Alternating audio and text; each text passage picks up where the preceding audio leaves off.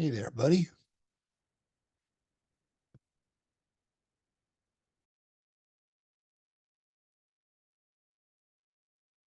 All right, well, good afternoon, everyone. Thank you for joining our call today. It's just a good afternoon for our East Coast friends, Central and West Coast. Good morning, and thanks for joining me today. So I'm Jeremy Hus. I'm the head of financial planning here at Barnum Financial Group.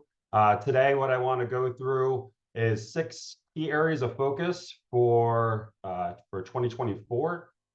Go ahead and pull up the presentation here so you can see that.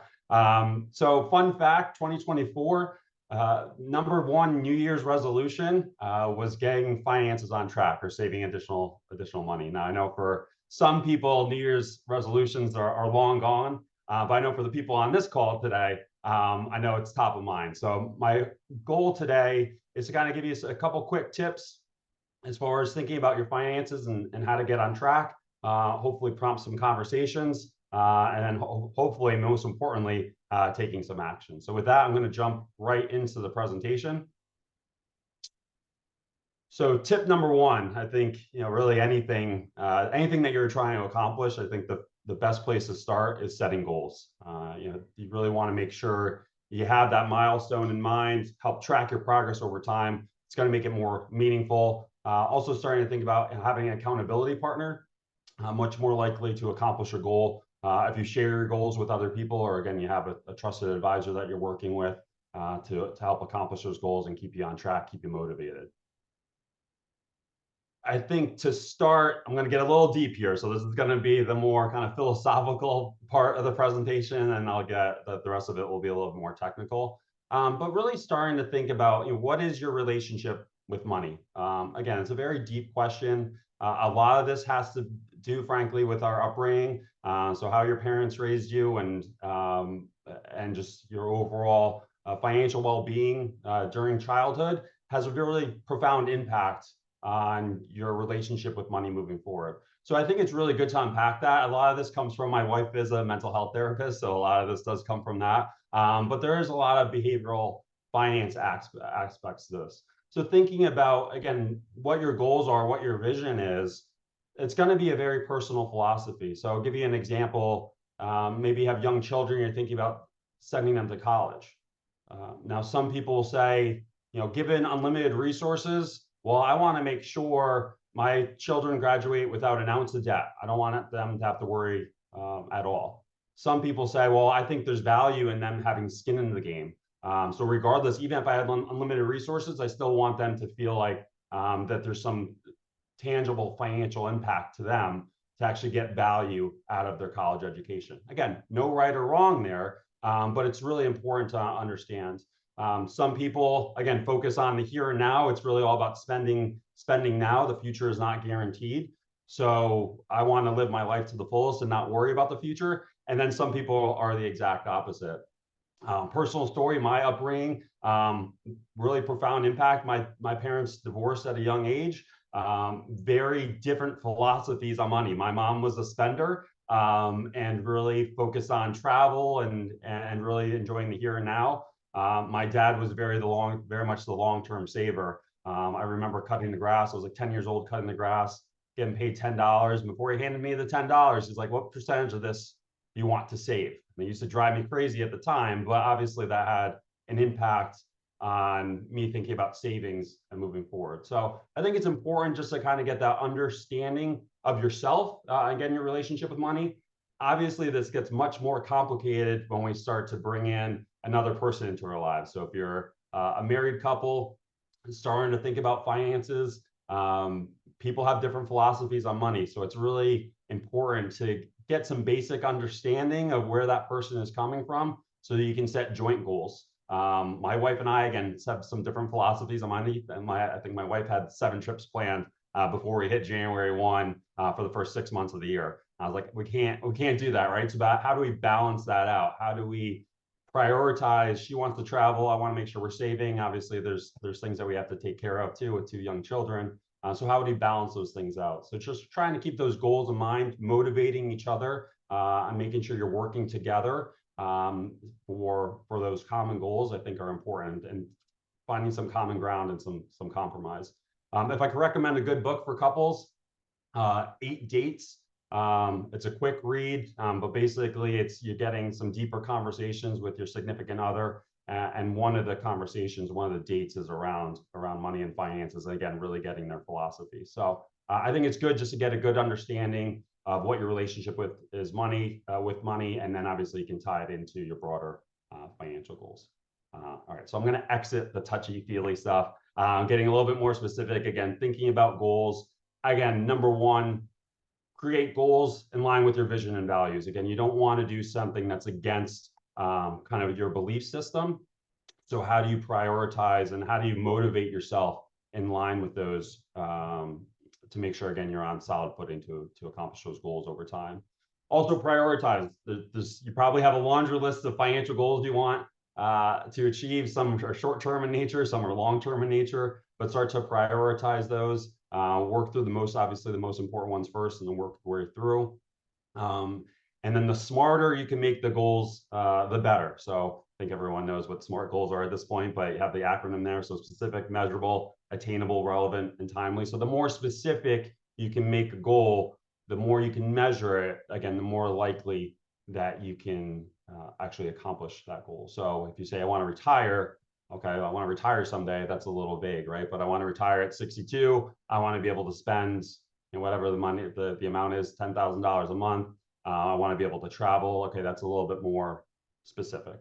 And I even make some more short-term goals. My goal for this year is to save 10% of my income, 15% of my income, and we'll go through saving strategies in a second. But again, more specific. And I also I think it's good to have shorter and longer term goals. Again, just helps keep you motivated, because if your goal is, I'm going to retire 20 years from now, it's easy to get off track. Well, it's, I'm 3 years in. I've just got 17 more years to go. Like, I'm good. I'll figure it out. So again, I think if you can make them shorter term goals, I think it makes it a little bit more impactful, a little bit easier to get motivated and feel like that you're accomplishing your goals over time and making progress. I think that's really important, is to see your progress. That keeps you motivated for sure.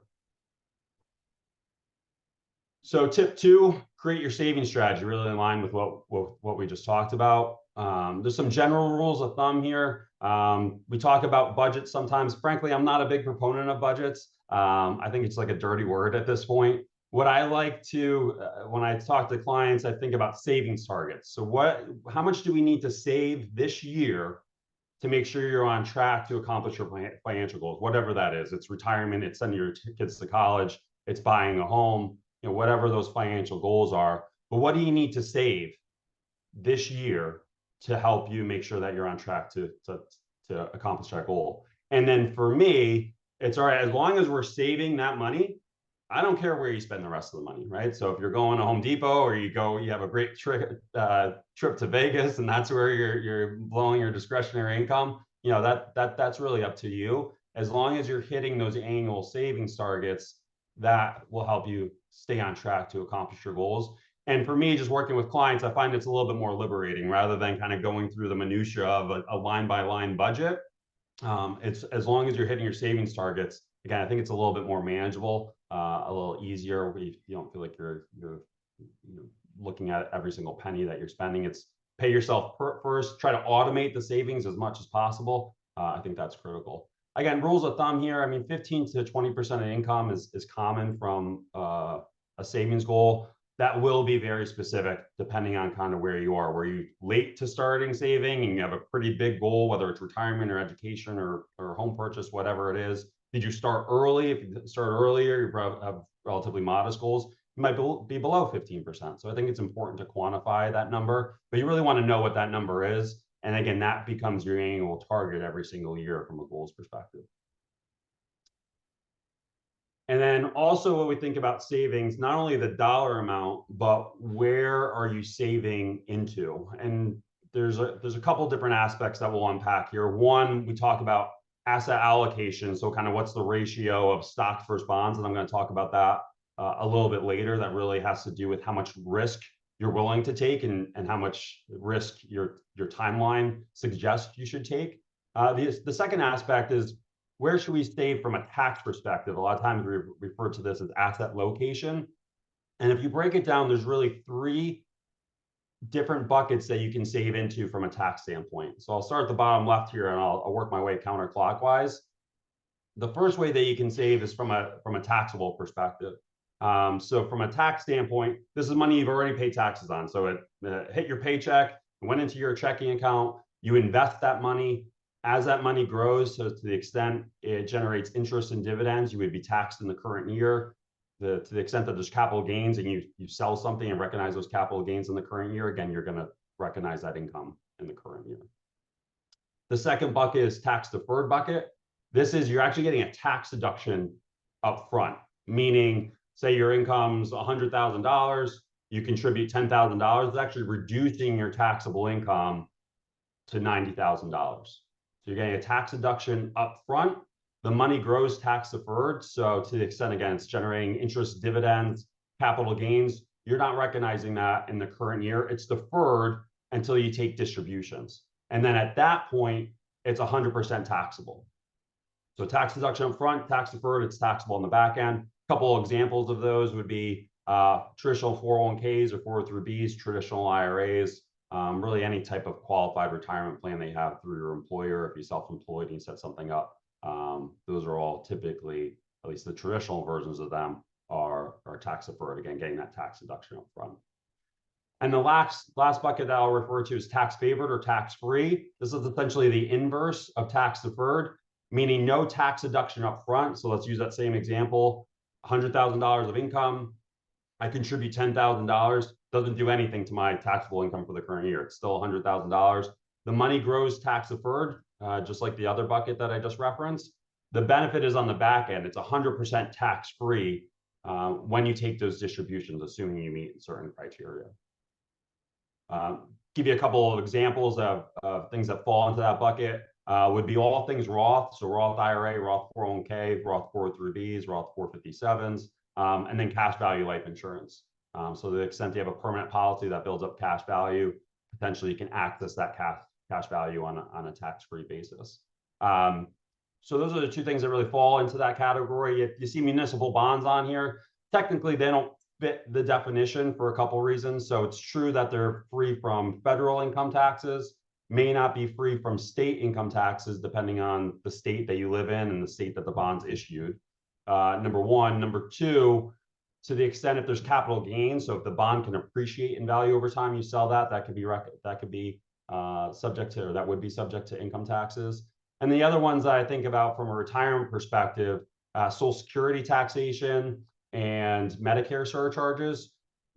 For the calculation of that, they add back municipal bond interest. So for those reasons, I really don't include municipal bonds in that category. So again, it's really all things Roth and cash value life insurance. The idea with these buckets is that there's not necessarily one that's better than the other. When I talk about financial planning, I always talk about balance. It's really, the financial planning is a world of gray. There's very few things that you could say, you should always do this, you should never do this. It's about trade-offs, about preferences. What we look to do here is create some diversification, because by creating diversification here, we're reducing potential tax risk in the future. So what we find with most clients when we first meet them before they begin working with us, they have 95% of those of their savings in tax deferred, so pre-tax 401ks, pre-tax IRAs. So the bet that they're making is that tax rates will go down in the future, right? I'm getting a tax deduction at a higher rate. I'm going to take distributions at theoretically a lower rate. Now that may not be true, both at the macro level, at the, you call it the U.S. economy level, and both at the micro level, at the individual level. So at the macro level, we think about growing national debt, what feels like record-breaking budget deficits every single year. So you can make a pretty strong argument that tax rates have to go up over time. And if you look at a historical tax rate chart, we're actually at historic lows. So again, pretty strong argument that tax rates have to go up in the future. And in fact, in 2026, absent future legislation, tax rates will go up essentially for everyone across the board. So that's at the macro level. At the micro level, again, at the individual level, for many people that I see that first retire, their spending actually goes up. If you think about it, again, when you retire, every day is a Saturday, and Saturday tends to be the most expensive day. So you're going out more, you're you're traveling more. Again, a lot of people spend a lot more money in travel those first, call it 10 years of retirement. So a lot of times spending will go up in retirement. So if all your money is in tax deferred and my spending goes up, well, every distribution that I take is going to be taxable. So my income is that will have to go up. So I'm going to be paying more taxes in retirement than I would be when I was working, right? So the idea is, how do we create some balance? How do we create some tax diversification and making sure we're reducing the potential impact of taxes over time? So it's, again, about creating some balance. So this is a lot of the work that we do here. So just trying to start to think about, how do you create some flexibility in your plan? Again, each one of these buckets has pros and cons. Obviously, a taxable bucket, you can put as much as you want. There's no restrictions as far as how you use the money. Again, the downside is the taxation. Tax deferred, obviously, it's great that you're getting a tax deduction, but again, depending on what future tax rates are, that could be good or bad. And then the inverse, obviously, for tax free. So again, you can create some hedging there by creating some balance in each one of those buckets. The other thing I'd like to hit on from a savings perspective is really the importance of starting early. So you have a couple different examples on the slide here. So each person is saving $5,000 a year. The two people that I like to start looking at are Quitter Quincy and Late Lila. So if I look at these two, so Quitter Quincy was from 25 to 35. So for 10 years, he saved $5,000 a year. So in total, he saved $50,000. So if I look at his value, it's at $401,000 if I fast forward until age 65. So again, he only contributed for 10 years and then he basically took 30 years off. Compare that to Late Lila, who contributed, didn't do anything from 25 to 35, but then started, all right, hey, now is the time for me to catch up, and contributed from 35 to 65, that same $5,000 a year. Now, obviously, it's a longer time period, so this is $150,000 versus $50,000 if I compare it to Quincy. Ending values are almost the same. Late Lila is a little bit ahead there, but essentially they're the same. So she saved triple the money, but really has the same ending account balance. So it really stresses the importance of starting early and being consistent. Again, if you look at consistent Chloe, who did the same thing, 25 to 65, you know, obviously she's double the amount, right? So 820,000. So the earlier you can start, the better. Procrastination is definitely a big risk when we think about financial planning. So the earlier you can start somewhere. Doesn't have to be perfect. Wherever you feel like you can start to save over time, and then try to elevate it, make progress. Again, I'm looking for progress, not perfection. So I think it's important to start somewhere, and that pays huge dividends on the back end. Also, looking on this chart too, the importance of investing the money and getting a real rate of return. So you got Nervous Noah, who saved the same amount as Consistent Chloe, but he was saving in cash. So he was only earning 2%. You can look at the difference. Again, same amount saved, but a 2% rate of return to a 6% rate of return goes from 300,000 to 820,000. So it's a significant impact by investing that money. Obviously, there's a long time horizon there, so you get benefit. There's benefit to taking additional risk because you get rewarded typically over that time period with better return. All right, tip 3, starting to think about your investment allocation. So it's a great time to review your investments. We've had some good runs really on large cap stocks, specifically tech stocks. So if you're heavy on that, could be a good opportunity to rebalance. You want to try not to chase, the winners. You really want to create some balance in your investments. Again, in line with your risk tolerance, in line with your time horizon, I think is really the most important thing. It's really about time in the market, not timing the market. So this is a hypothetical investment of $10,000. So you dropped $10,000 in January 1st, 2001 in the S&P 500 index, and goes all the way to 2020. So if you stayed invested the entire time, that 10,000 turned into 42,000. What this shows is if you just missed the top 5 days, so over that 20-year period, you missed 5 days, you went from 42,000 to 26,000, just 5 days.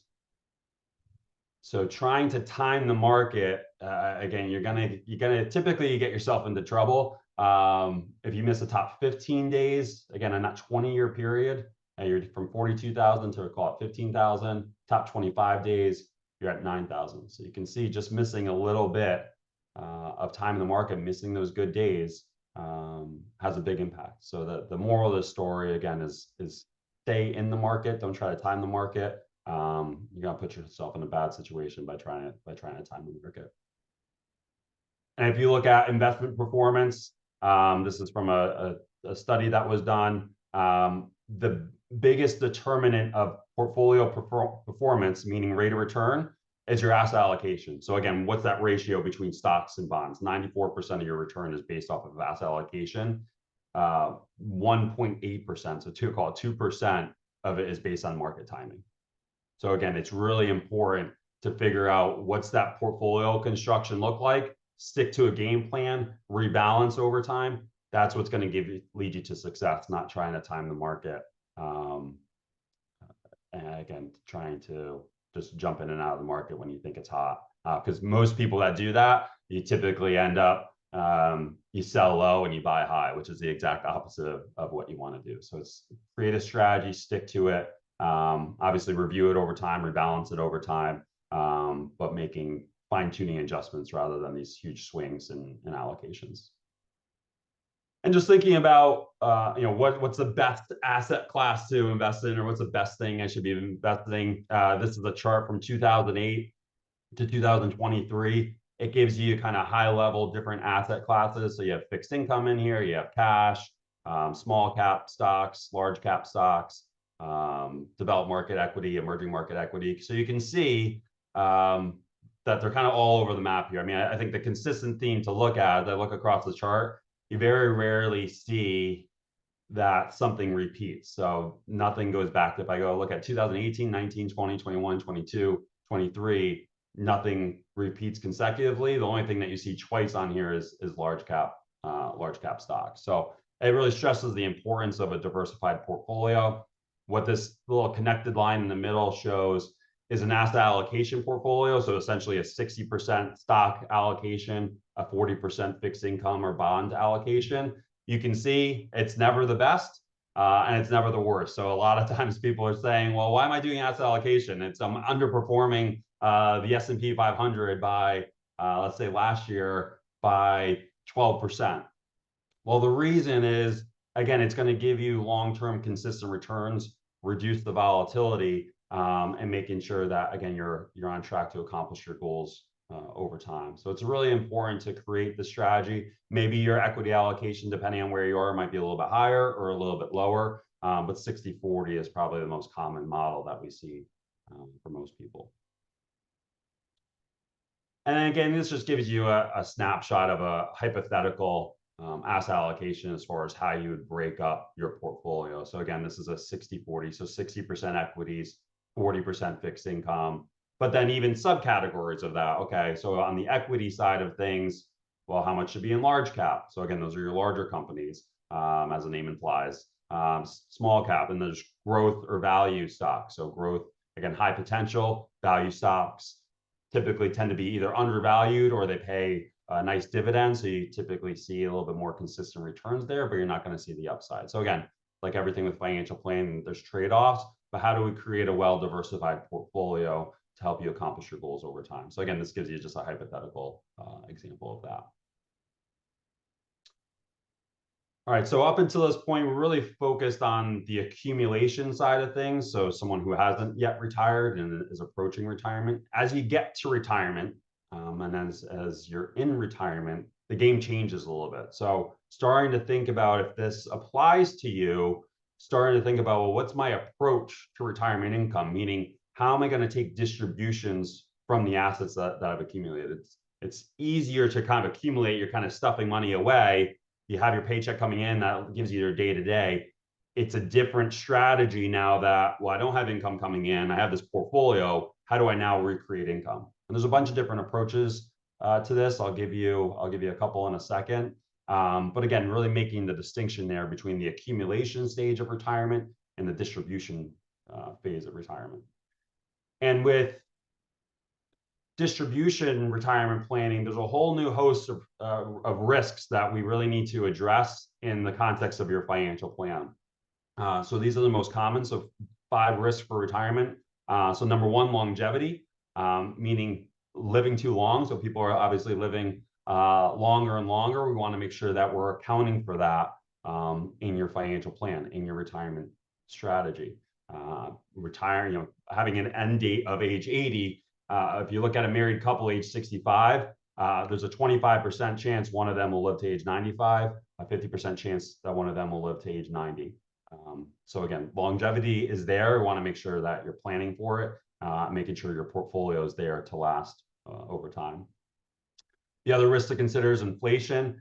This has never been more salient than I think it is today. I used to talk about inflation, call it 5 years ago, pre-COVID, and people will look at, I show a graph for retirement spending. They're like, there's no way I'm going to be spending that much when I get to retirement. And it's the same standard of living. It was just things get more expensive over time. Now people get inflation. They definitely feel the impact of groceries, housing prices, essentially everything across the board. Luckily, we've started to see that taper off a little bit. But it is, again, something that you need to plan for in retirement. And things just naturally get expensive over time. They're kind of designed that way. The Federal Reserve, its goal is to have some inflation. That it's actually good for the economy to have some inflation, but you need to plan for that in the context of your financial plan, meaning you can't just sit on cash for the rest of your life because you won't even keep up with the purchasing power of those dollars. Thinking about healthcare, I think there's 2 components I think about here. Number 1, just basic health insurance. So looking at Medicare and making sure you have adequate insurance, and do you need a supplemental plan or going Medicare Advantage, depending on what's relevant for you. So making sure you have just adequate protection in place there. The other thing to think about is long-term care. So the need for just help with activities of daily living, whether that's I need someone to help feed me, shower me, get me dressed in the morning, or whatever it is. Unfortunately, as we get older, it becomes harder and harder for us to take care of ourselves. So a lot of times people will need additional care. Typically, it starts with, if you're married, it starts with your spouse. But at some point that becomes, can become a burden, and just too much for that person to handle. So then you need to have either someone coming into the house, or then you start thinking about assisted living. It is extremely expensive. I'm in Connecticut. Connecticut is the 2nd most expensive state in the country for long-term care. You're looking at north of $400 a day for assisted living care. Alaska, if you're wondering, Alaska is number 1 most expensive state. But anywhere in the Northeast is going to be up there. Down south typically tends to be a little bit lower. But regardless, it can be a pretty big expense. So you want to have a game plan as far as how are you going to plan for that. I've run many retirement plans. The clients look great. You throw in a long-term care event, it blows up the whole thing. So it's a big risk. It's not something we can just stick our head in the sand. We really wanted to do some meaningful planning around how to mitigate that risk. I talked about taxes. So again, taxes go up. And again, most of your money is in tax deferred or pre-tax dollars. That's going to have an impact on your spending ability. So making sure, again, we have a game plan around that. And then market withdrawal risk. So 2 things here. 1, obviously we showed the fluctuation in the market, things go up and down. 2, when we think about withdrawal risk or sequence of return risk, this is something that's not, when you think about it, that doesn't make intuitive sense. So I'm going to walk you through an example of sequence of return risk, because it does have a big impact on the longevity of your portfolio. So again, to make this a little bit more salient for you, I'll walk you through an example of how the accumulation stage of retirement is different than the distribution stage of retirement. So this is a hypothetical example. This person's age 40. They have $1 million portfolio. That portfolio earns on average 7% over 25 years. And we have 3 different examples here. We got Mrs. Jones, Mr. Smith, Mr. Brown. So Mrs. Jones has good rates of return early, and then bad rates of return later. So this is a 5-year period, essentially just repeats those 5-year rates of return 5 times. Mr. Smith, just the inverse. So he has the bad rates of return early, good rates of return later. And then Mr. Brown is Mr. Consistent, 7% rate of return year in and year out. So on average, they all average 7% over that 25-year time period, and they all end with the same account balance. So $1 million invested, a 7% annual average rate of return equates to $5.4 million at age 65. They're all the same. Sequence of return here didn't matter. Game changes when we start to think about withdrawals. Now let's fast forward to a different example. This person is now 65 years old. They have $1 million portfolio. They're starting to think about taking withdrawals. They want to take a $60,000 withdrawal annually, adjusted for inflation. We're going to use the same average 7% rate of return. We're going to use the same 25-year period. We're actually going to use the same sequence of returns. So Mrs. Doe has good rates of return early. Mr. White has bad rates of return early. Mr. Rush, again, he's Mr. Consistent in this example, 7% year in and year out. Again, they still all average the same 7% rate of return. It's the same exact rates of return as we did in the last example. But you can see the profound impact of Mrs. Doe had good rates of return early. At age 90, well, her million, she took $60,000 a year of withdrawals, inflation adjusted, and she still has $1.1 million at age 90. Mr. White, however, again, same rates of return, just different order, runs out of money at age 89. And then Mr. Consistent, Mr. Rush is going to be somewhere in between. So again, it's not necessarily average rate of return that's important when we're thinking about distribution planning. It's the sequence. And really the most impactful sequence is really call it the 5 years prior to retirement and the first 10 years of retirement. That's where it has the most profound impact. So you want to start to think about in your retirement distribution strategy, how am I going to mitigate that risk? And the answer is not just sitting on cash, because we already talked about that. Obviously, it's not going to keep up with inflation, but how do you create a portfolio that accounts for some of this risk? Because again, this is not an intuitive thing. I remember sitting, first as an advisor, this 19 years ago, and someone talking about, market average is 8-9%. But you can only pull out 4%. Like that doesn't make sense. If I'm making 8, I should be able to pull out 8. That just makes more intuitive sense. But walking through this example again, hopefully it makes it a little bit more salient for all of you. So again, just give you a high-level overview of different approaches to retirement income. I mean, if you Google retirement income strategies, you'll probably come up with a few million hits. They really boil down into a handful of strategies. So I can walk you through, again, a high-level overview of each one of these. So the first one I'll reference is what's referred to as the safe withdrawal rate, or sometimes the 4% rule. It was basically based on research that a financial advisor did. He was looking at 30-year rolling periods historically and say, what's the maximum rate of return that you can withdraw from your portfolio and still have money left over at the end of that 30-year period. And so based on his research and based on that 30-year rolling periods, it was 4% was the maximum that you could take. There's been some debate, again, really when there was low interest rates. Obviously, we've seen interest rates increase significantly over the past couple of years, but there was some debate. Is it a 4% rule? Is it a 3% rule? I think the lowest I saw was a 2.7% rule. But the idea of the philosophy is the same. Essentially, whatever your account value is at retirement, let's just use 4% for argument's sake here. So say I have $1 million portfolio at retirement. I look at that portfolio, I take 4% of that in year one. So 4% of $1 million is 40,000. And then I adjust that distribution for inflation moving forward. So I don't care what the portfolio does thereafter. It's 40,000 inflation adjusted. And I basically ignore what's going on in the portfolio. So like, again, everything with financial planning, there's pros and cons. Certainly the pro for this strategy is it's incredibly simple. I basically explained it in 15 seconds. You look at day one of retirement and you basically ignore the portfolio moving forward. Other benefit is there's some upside potential. So obviously the portfolio is invested. If the market does well, the portfolio will do well. So you'll see the benefit there. And it's somewhat flexible too. So if you start with that strategy and then 5 years in, you say, well, maybe I want to do something different. Again, the portfolio can easily be moved to something else. The downside, and these are pretty significant. Number one, there's no downside protection. So it's to the same extent, if the market does well, your portfolio is going to do well. You'll see large increases. If the portfolio doesn't do well, you're going to see some pretty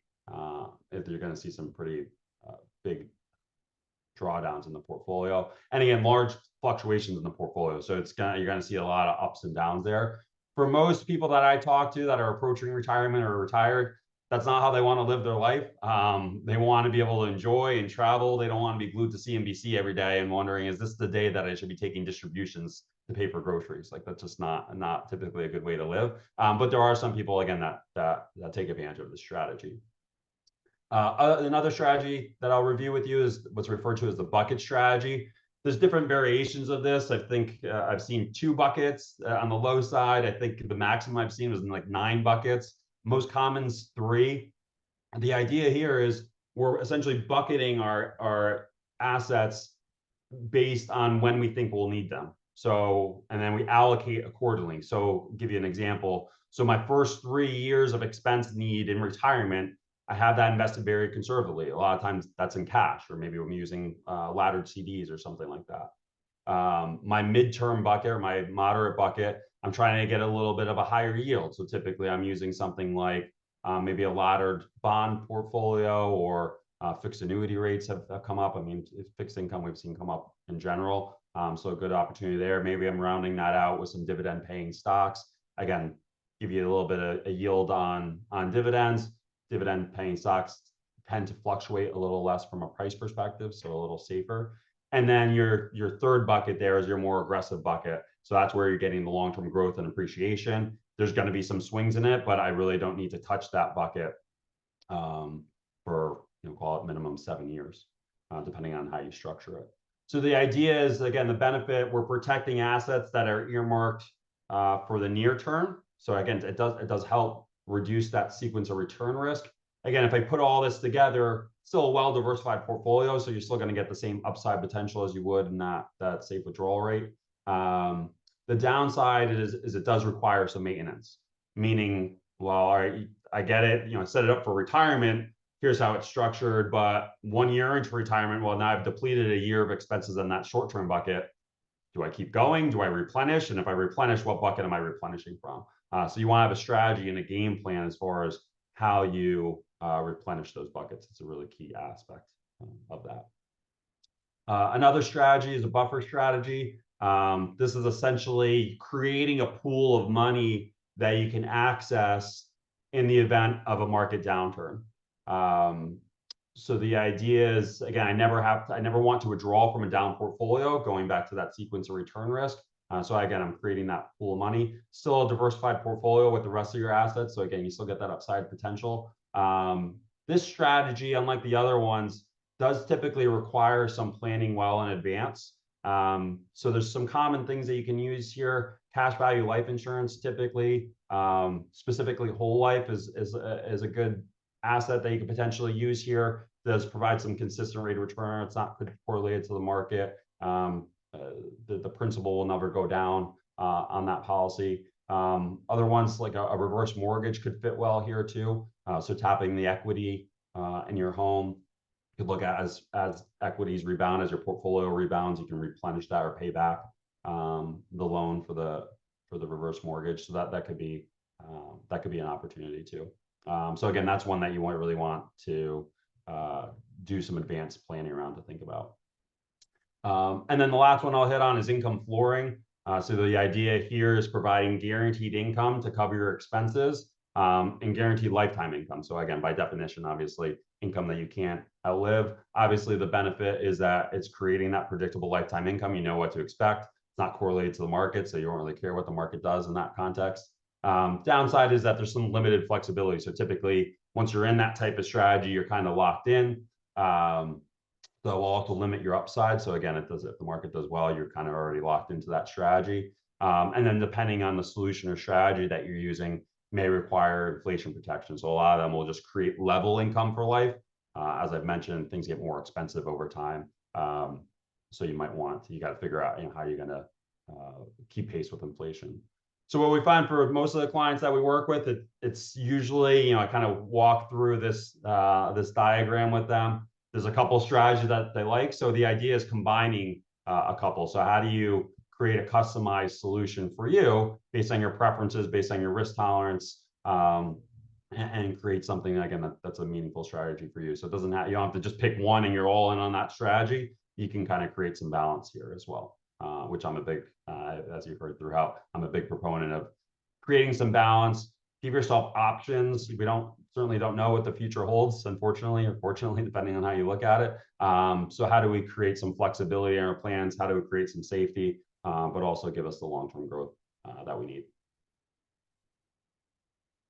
All right, the fun part of this, so thinking about making sure you're protected. Again, I talked about some of the risks that you have in retirement. If you're not yet approaching retirement, there's risks that you want to make sure that you're addressing for you and for your loved ones. So I'll just hit a couple of these briefly. But you really want to make sure these things are in order. I mean, I really stress the importance of not procrastinating from a savings perspective. The reality is, if you don't save $1 today, you save it tomorrow. Like, at least you're doing something. I mean, there's time to make that up. With protection planning, we don't get that same luxury, unfortunately. So if we don't have the right plan in place, something happens, there's no going back. There's no mulligan on that one. So it's really important. I know it's not the most fun thing to talk about, but it's really important to make sure assessing the risks that are in your financial plan and making sure they're adequately protected. So an example, life insurance. I mean, really, you want to look at life insurance if there's someone relying on your income, whether you have children or a spouse that's relying on your income. You want to make sure that that's protected. Now, whether you've accumulated enough assets and maybe you can self-insure, or if you're not fortunate enough to be able to do that, then plugging that gap with life insurance. So again, making sure you have adequate protection there. So it's really, I think, the most important aspect of life insurance is, again, if someone's relying on your income, making sure there's protection there. There's other uses for life insurance that I kind of touched on a couple of those, but for me, that's the most important from a protection planning standpoint. General rules of thumb for life insurance need, call it 15 to 20 times income is a general rule of thumb. Again, if someone's relying on your income, it's basically what you're trying to replace if you're no longer here. So something to think about.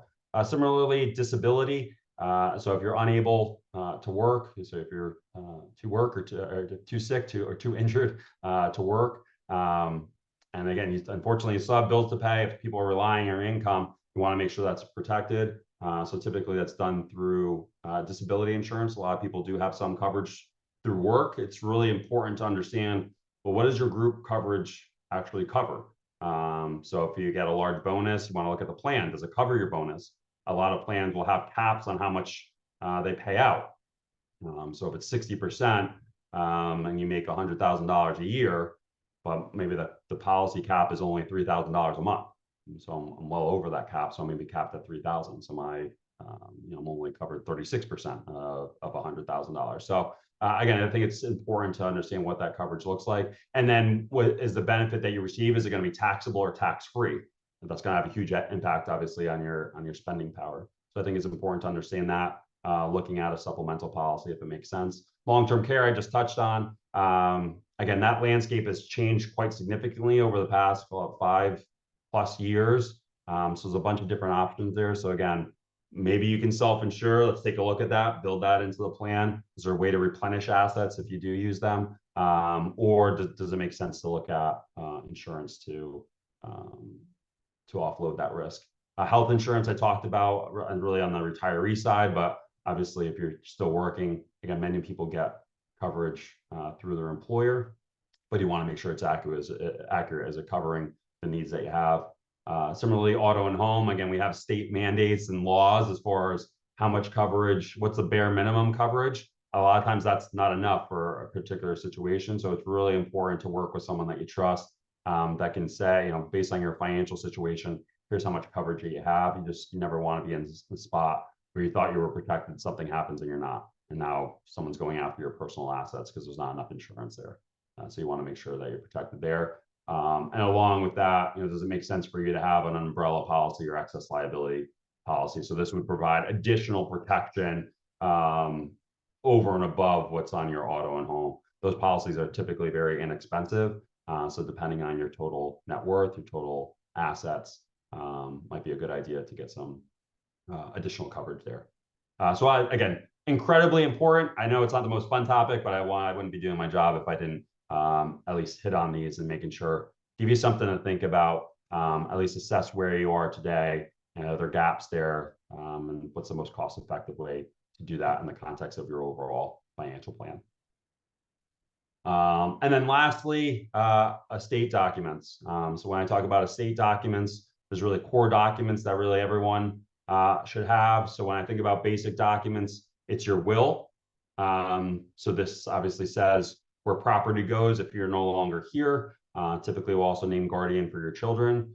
I think about a healthcare proxy. So this is if you're incapacitated and you're unable to make healthcare decisions yourself, you're naming someone who can make those decisions on your behalf. Similarly, with a financial power of attorney, so this person can make financial decisions in the event that you can't do it yourself. And then a living will. So a living will is basically what life-sustaining measures do I want doctors to take to keep me alive? So do I want to be on a respirator? Do I want, if there's no brain function, do you want me to keep me going? Or is it a pull the plug scenario? Not to be stark there, but that's obviously a very, very personal decision. The benefit of having a living will is it prevents your family members from arguing over, well, this is what this person wanted, this is what this person wanted. No, I know they wanted this, right? You don't want to create those arguments. So the benefit of a living will, it's your wishes, they're written down. Again, it eliminates that ambiguity and really that friction with family members and really would be a tragic time in their lives, and you don't want to just create any additional issues there. So having those basic documents in place are incredibly important. Really, everyone over the age of 18 should have some sort of these documents in place. Incredibly important. The other thing to think about are beneficiary designations. So a lot of people think that the will is the end all be all. That's actually not true. It's actually the weakest form to transfer property. Beneficiary designations are much stronger. So meaning if I say in my beneficiary designation, everything goes to my sister, my will, everything goes to my brother, just to give it an example, well, my sister wins. So if the beneficiary designation is my sister, whatever asset has that beneficiary designation will go to my sister, even though my will said everything goes to my brother.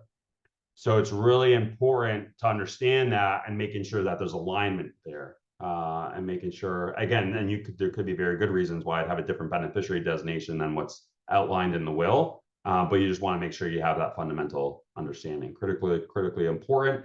It's important to review these beneficiary designations on a regular basis. Sometimes custodians, they change platforms, and that's something resets. So it's important to get into the habit of updating those, or at least reviewing those on an annual basis. For some people, depending on your net worth, might look at estate tax planning. So this is people, call it north of $20 million. It could be subject when beneficiaries inherit those assets. Those assets can be subject to a 40% tax, so pretty sizable.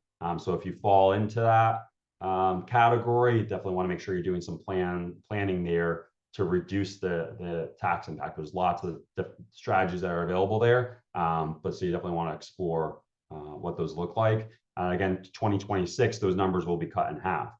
So if you don't, 20 million today, but you're half that number, might make sense to do some planning, or at least projections to see, okay, how does this impact me? For the vast majority of people, that estate taxes are not going to apply. But what does apply, when I think about the efficient transfer of assets, going back to my examples, talking about pre-tax IRAs, pre-tax 401ks, leaving money behind from a beneficiary standpoint, those are the worst assets to leave behind, because it's really the only thing that's income taxable to a beneficiary. So if they inherit, say you bought Apple stock, $1,000 worth of it, now it's worth $1 million in a taxable account. If you pass away and then your beneficiary sells that the next day, that $999,000 of gain that I just made up is completely wiped away. So they could sell $1 million and walk away with $1 million, no income taxes due. If they inherit a Roth IRA, not only is that money received income tax free, under current law, they can actually let that grow for an additional 10 years tax free for most beneficiaries. With an IRA, that money, as a beneficiary takes distributions, is going to be 100% income taxable to them. So again, when we think about distribution planning, really to the next generation or to charities or whoever, you really want to take into account the nature of the assets And are there ways to mitigate taxes? And give you a quick one. If you are charitably inclined, we'll have the beneficiary of the IRA be the charity, because when the charity inherits it, it's received 100% income tax free, and then leave the rest of the assets, the better assets, to your people beneficiaries, either children or other people in your lives. So there's a lot of good planning to do there. This applies, again, way more people than the estate tax. And there's lots of great work that can be done there. Also thinking about asset protection. So when people inherit money, I'll go back to children. Do you want to provide some protections in place to make sure they're not spending through the money in a way that you don't want them to? So does it make sense for an 18-year-old to receive $3 million outright? Probably not. So you can put trusts in place to really provide some protection around how those distributions occur. You have a ton of flexibility of how to create those. So again, ends up being a very, very personal decision. But it's really good planning to take into account who's going to inherit this money, what additional protections can I have in place to make sure it gets spent the way that I intended. So again, a lot of good work to be done there on the estate planning side. Lastly, I'll just kind of hit on, it's good to have an accountability partner through all this. Obviously, I gave you some quick six hits here. A lot of moving pieces. Obviously, a lot of these interact with each other, so you want to create a cohesive strategy. So this is the process that we walk our clients through from a financial planning perspective to make sure they're on track to accomplish all of the goals. So again, I think it's important to look at all of this in context and create a cohesive strategy to make sure you're on solid footing moving forward. With that, we're going to pull up a survey here in a second. So I'd love your feedback. So if you could take a second just to give us some good feedback. It felt like a 10 out of 10 to me for this presentation, but give me your open and honest feedback. And then with that, we still actually have a couple more minutes. So we'll wait for some additional answers on the poll, and then we will open it up for questions. So the chat will be open, and we'll go from there. Again, a lot of strongly agrees. I feel like, all right, that's good. I like it. I like it. Don't be kind, okay? I prefer honesty over kindness. So, but I appreciate the feedback as it's coming in. Jeremy, the chat's open if anybody has any questions. Okay, perfect. So I will take a look at the chat now. I stopped sharing my screen. So I'll wait a couple minutes to see if there's any additional questions. Just so you know, again, just for privacy concerns, no one else sees your question. So if you ping me a question, no one's going to see your name or anything like that. So there's some confidentiality there. Copies of the slides. I guess Ian, help me out there. We're sending out copies of the slides. That we're recording this webinar. So I think we'll be blasting out the copy. Yes, we'll be sending a follow-up with a recording of everything. So you'll have everything. Once it gets approved, it'll probably take a couple days. Okay. I did have a question about, well, they wanted to see a specific slide. So let me go back. I think it was this one. And keep me honest if this is not the right one. I think they wanted to see this one. Just kind of the varying rates of return based off of asset classes. So I'll leave that up for a second for that person to pull that. I'll wait another minute. Any additional questions? Actually, I don't think I actually shared. Let me do this again. Now I'll share. So for that one, the person asked that question.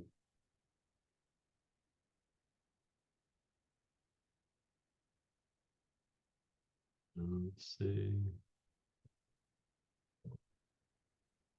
Question, that's a good one. My son is entering the home buying market. Any suggestions for a first-time home buyer? That's a tough one. I mean, obviously it's a tough market. Interest rates make it harder. I would say, set a budget. I've mentioned in the beginning of this presentation, I hate that term, but that's in the context of purchasing a home. I think that's incredibly important. You really want to make sure you're not overextending yourself. I think some of the craziness in the market has subsided. I was actually in a fortunate position of selling a property during COVID, and I had people waiving contingencies and waiving inspections and all that stuff. So I think that started to alleviate a little bit. I would think, set a budget, take advantage if you qualify for FHA, depending on what your down payment is, but you really want to look at your monthly spend. Is that in line? Are you still going to be able to do some of the other things that you need to do just from a basic living standpoint, and also some discretionary spending? So just making sure you have a set budget there, I think is the most critical. Hopefully we do start to see interest rates decrease in the next year or so. So that could potentially give you an opportunity to refinance. The questions are pouring in now. I got a couple more minutes, and then I'll have to wrap up. But what duration bond do you recommend for the 7-year bucket? So typically, again, it's going to depend on how you structure it. But if we use, but years 1 to 3 of spending, or call it cash or cash equivalents, and then I have that year 4 through 7. Typically, I'm buying a 3-year bond, a 4-year bond, and a 5-year bond. So they'll basically mature at the beginning of year 4, year 5, and year 6. So that's typically how we structure them. So you just want it aligned. Essentially, if the market is on that much of a prolonged downturn, the idea of those bonds maturing is that it's providing you the liquidity at that point. Why it's important, I think, to buy individual bonds in that context rather than like a bond fund is that bond funds there's price fluctuation based on interest rates. And we saw this as interest rates increased in 2022. And going back to that slide that someone just had me look at for asset classes, bonds were down 15%. And that's what people are typically using for safe money. So if you had a bond fund, your bond fund is down 15%. Less of an issue, again, if you're accumulation, but if you're on the distribution phase, holding an individual bond, you eliminate those price fluctuations because you're holding that bond to maturity. So something to consider. Again, not necessarily right or wrong there, but something to consider for sure.